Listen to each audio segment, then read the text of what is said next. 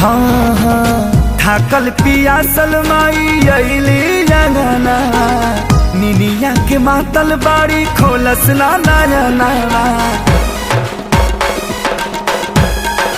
हाँ हाँ थाकल पियासल माई अइली अंगना निनिया के मातल बाड़ी खोलस ना नयना।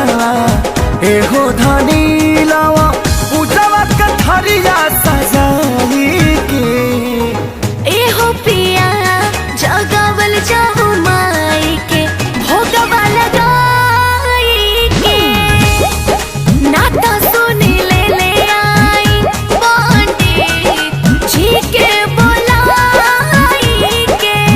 एहो पिया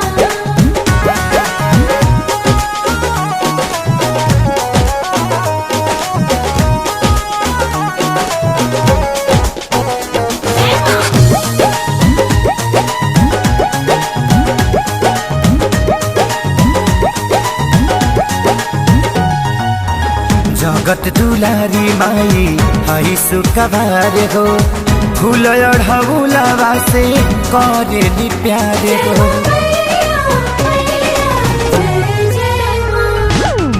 गैया के दूधवा में जौरिया बनाई सोने के पीढ़वा पा मैया के बैठाई। एहो धनी रख दवन मरुआ जुटाई के एहो पिया जगावल जाहु माई के भोगवा लगाई के नाता सुनी ले आई पंडित जी के बोलाई के। एहो पिया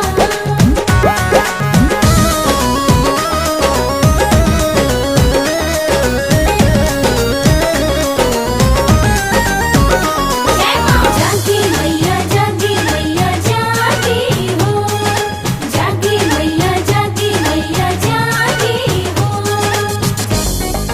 सीना वाली जय मां। कुश के चटैया बिछाव तनी झार के गंगा जी के पानी धर कलसा में ढार के।